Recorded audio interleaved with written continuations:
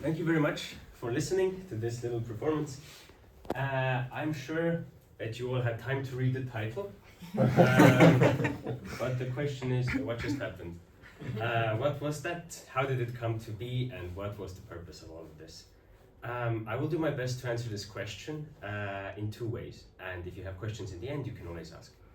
So I will talk about the technical details a little bit, and then I will also talk about the creative part, how this all came together. Let's start with the technical part. So as you understood, there's an electric guitar, and the electric guitar, the Gibson SG, is sending signals. And as my professor already mentioned, the signals are being sent to a program called Max MSP. This case Max 8, and this is a program which takes the guitar signal and outputs different things. It's a system where you can build your own patches, and that's what I did. And in essence, these different signals that will be sent out from the Max environment will be used to control different synthesizers, different modules, different machines.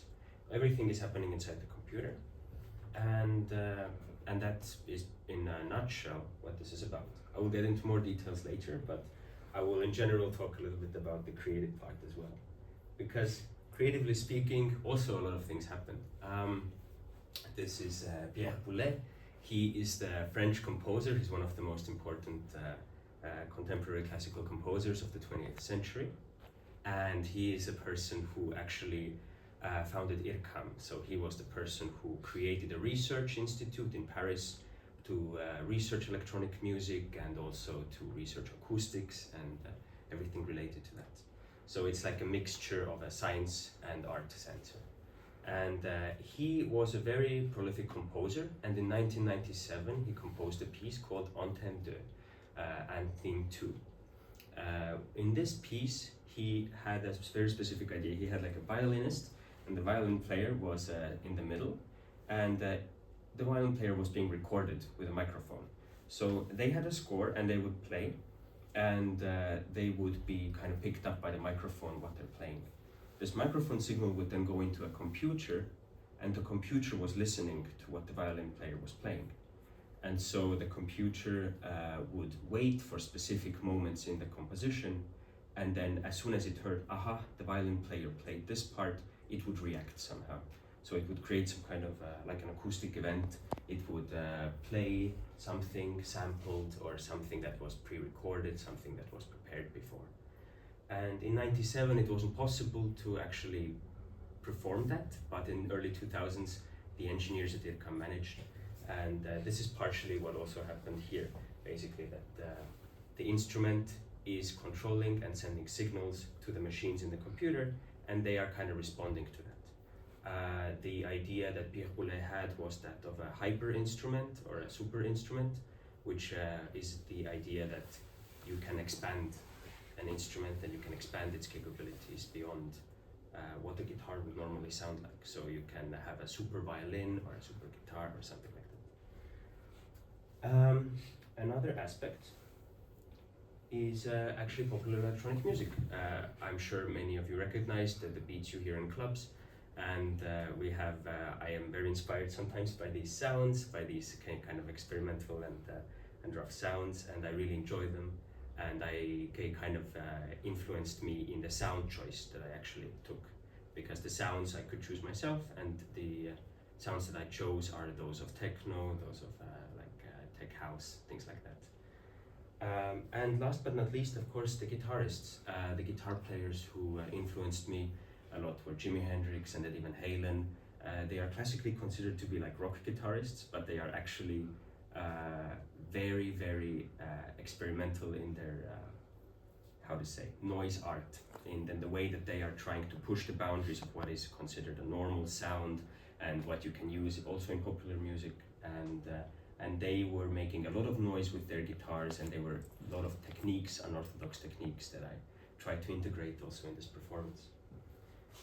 So, before I talk more about the technical details, I can maybe explain why all of this happened, why was this necessary.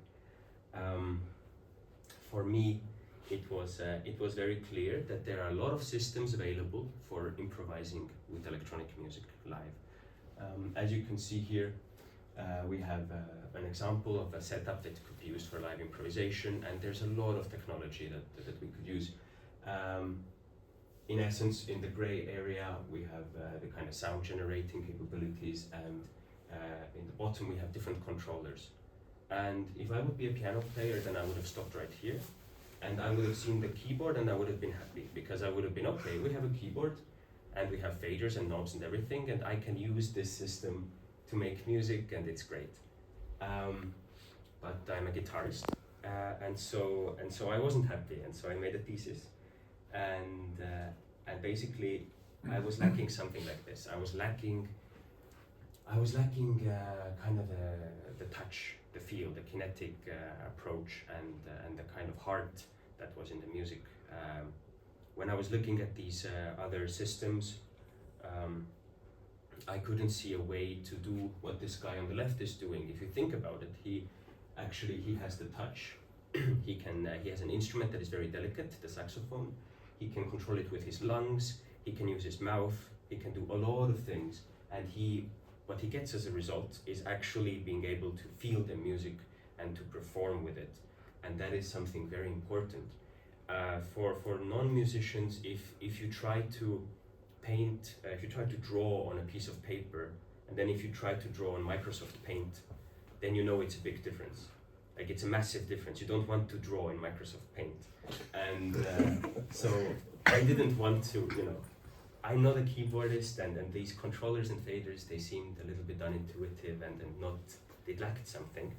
So for me, it was the idea to build a bridge between these two worlds, because I really like the sounds and I really like the performative parts of jazz and rock music, etc. And I wanted to build some kind of system where I can use my guitar to access these sounds in a more intuitive way. As already briefly mentioned, these are a little bit more details about the electric guitar. Again, here it is. And we have the electric guitar, which is sending the signal. This is coming out of the guitar through the cable, and this is in millivolts. So this is a real electrical signal. It goes into this little red box, which is an analog to digital converter, and then it converts it into a digital signal that the computer can then use. And as said, it lands in Max. And we have Ableton and in the computer, and inside Ableton is Max, and inside Max is People. So People is actually, this is what it kind of looks like. It's a programming environment, an object-oriented programming environment. And we are going to kind of take the guitar signal and analyze it. So we're going to do different mathematical procedures with it. We're going to use a fast Fourier transform, and we're going to use a lot of different things to get out these things called descriptors. Descriptors, as the name says, describe things, and there are a lot of descriptors. It's a row of numbers that you get from the guitar signal. For example, loudness is a very simple example. Like loudness is a descriptor, and you can see, okay, right now the guitar is playing at minus 45 decibels, now it's playing at minus 30 decibels, now it's playing at minus 50, and you can use this series of numbers, this series of descriptors to then control parameters. Because of course all these virtual machines in the computer, they have a lot of buttons and they have a lot of parameters that they can actually, there you go, that they can actually control. And the key is to find the key parameters, because as you can see, there's a lot of buttons, a lot of things you can control. You can send the signal using clone to a lot of different descriptors, but you have to choose the correct ones. And each instrument has its own specialties. So each instrument has its own things that it actually makes it sound interesting when you control it, and then you have to decide how you want to control it. So you also have to treat the data and manipulate the signal in a way that gives a playable result. But I promised myself I will not go into too many technical details. So I decided to talk a little bit about the general architecture. Decided to talk a little bit about the general approach. This is kind of creative, a little bit technical, but also creative. This is a mix. And I want you to consider this analogy of a forest and a person going to take a walk. The person goes into the forest and they have the environment there. They can see the environment, they can listen to it, they can hear the trees and everything, but they can also choose to interact with it. Maybe they can pick up a berry, or they can try to approach an animal. They can move around in the forest. There's all kind of interesting things you can do in the forest, and you can also take something with you or leave something there. What you do in the forest is your business. The point is that the forest is also there on its own, but you can also go there and interact with it. And it was kind of the mental framework that I had while I was doing this thing. I was imagining that I, as a guitar player, am a person going into some kind of sound environment, into some kind of forest, and basically trying to decide what is a good environment, because the forest already exists, but I had to program all of this, and I had to always ask myself, what is a good improvisation environment? And I would like to share 3 of them with you. The first one is focus. I think that it is generally true that people can multitask, but it's not very good in any area of your lives, especially here. Especially when you are in the middle of improvising, you have a lot of things going on and you can only focus on 1 or 2 things at the same time. And everything else has to be automated. So in my case, I was focusing on playing the guitar.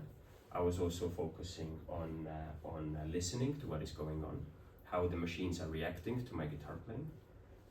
And simple example, I wasn't the conductor. I was not deciding which instruments are coming in and which instruments are going out, and I was not doing that. That could be another person, or I could record the guitar and then be the conductor myself. So I had to decide all the time. I had to decide, I'm focusing on this, I'm not focusing on this, and so I kind of pre-programmed for this performance many things, such as the conductor's job. Another thing that is very important is consequences versus no consequences. So if I'm playing with my guitar and I hear that whatever I'm doing is very much picked up by the machines are really picking it up, what I'm doing, and they're responding very strongly to it, then I kind of get a little bit shy.